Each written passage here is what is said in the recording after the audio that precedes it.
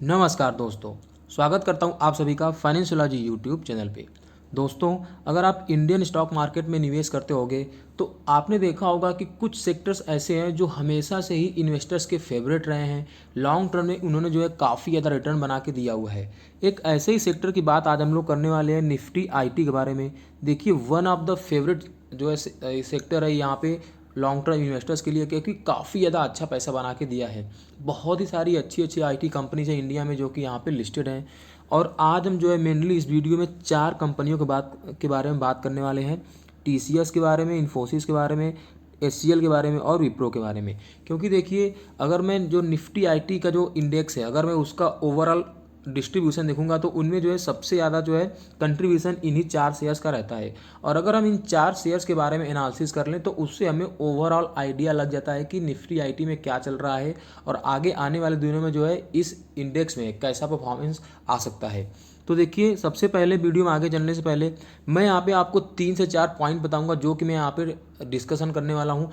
बहुत ही important points है दोस्तों। अगर आपने पूरा वीडियो देख लिया और ध्यान से उसको सुन लिया तो आपको काफ़ी ज़्यादा यहाँ पे क्लैरिटी हो जाएगी इन चारों शेयर में से आपको किसको खरीदना है।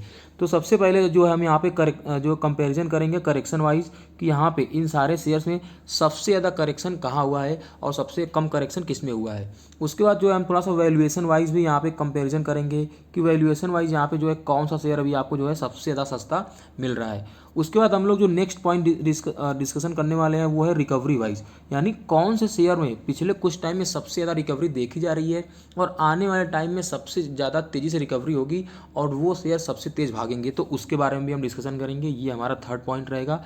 उसके बाद फोर्थ पॉइंट रहेगा डिलीवरी वाइज। जी हाँ, हम यहाँ पे थोड़ा सा डिलीवरी का भी एनालिसिस करेंगे पिछले 1 वीक का सारे शेयर्स में कि कहाँ पे जो है सबसे अच्छी डिलीवरी उठाई जा रही है और उसके बेसिस पे भी जो हम एक डिसीजन लेने की कोशिश करेंगे।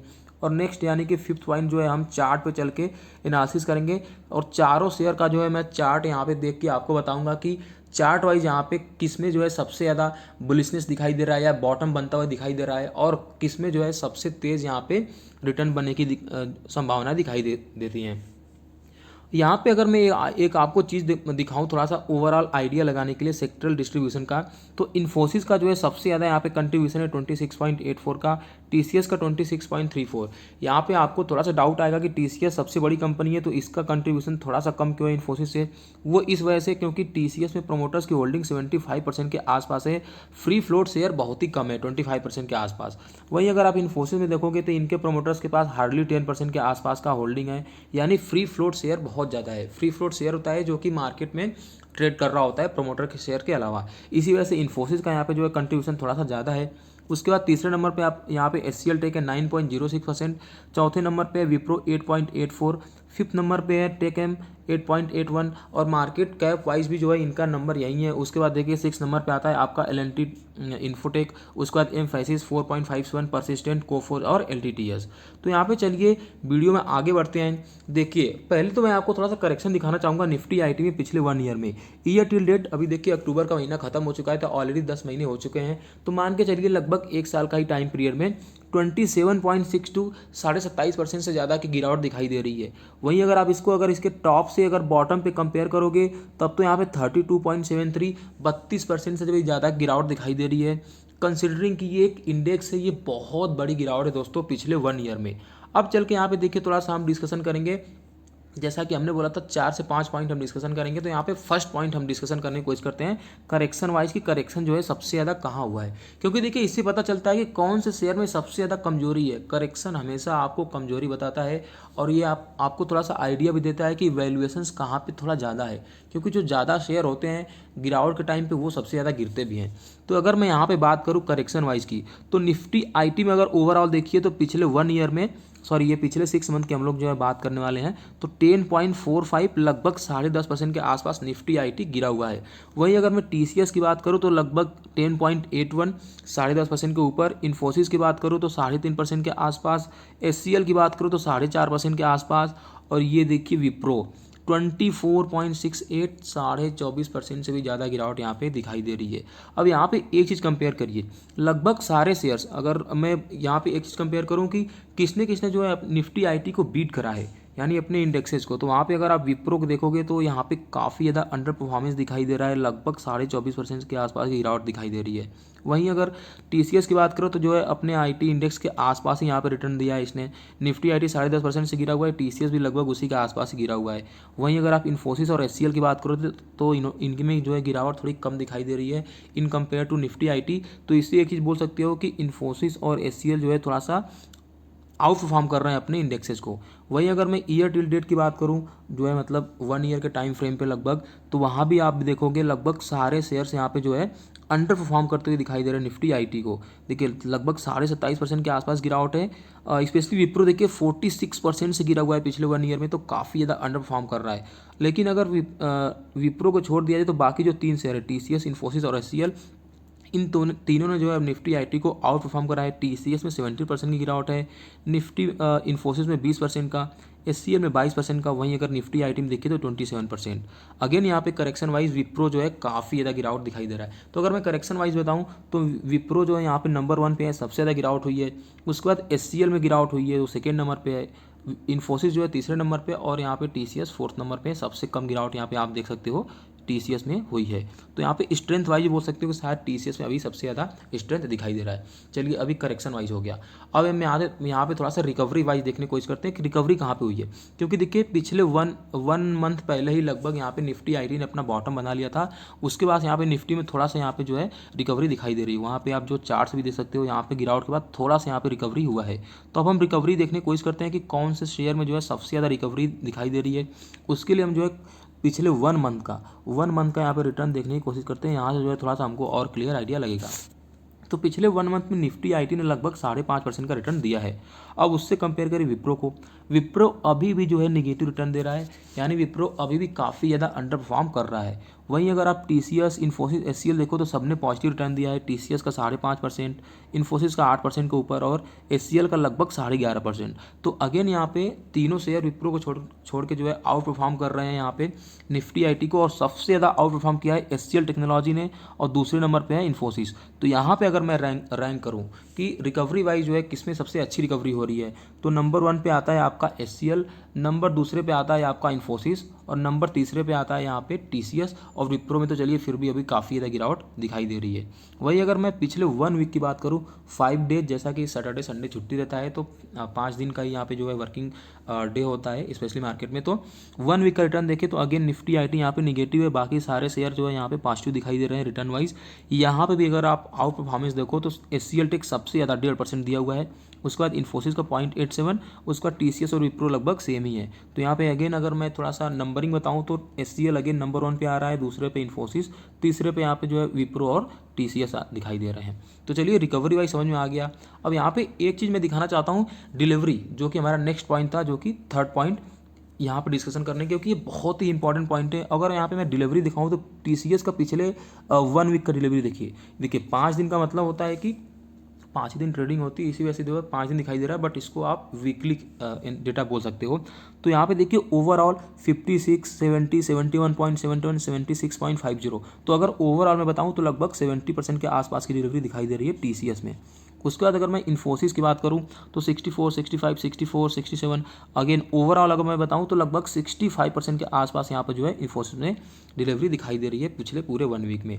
उसके बाद अगर मैं एचसीएल की बात करूं तो अगेन 59, लगभग 60, उसका 71, 73, 68। तो यहाँ भी लगभग 70 तो नहीं, बट 70 के थोड़ा सा नीचे यहाँ पर जो है परसेंटेज दिखाई दे रहा है एचसीएल में। उसके बाद अगर मैं विप्रो की बात करूँ तो यहाँ भी डिलीवरी वाइज काफ़ी अच्छा परसेंटेज, 65, 50, 60 to 51। अब देखिए यहाँ पे मैं एक चीज़ बोलना चाहूँगा कि डिलीवरी वाइज सारे शेयर में काफ़ी दबा के डिलीवरी उठाई जा रही है, जिससे यहाँ पे एक चीज़ से पता चलता है कि जो है पूरा का पूरा इंडेक्स लगभग अपने बॉटम पे है।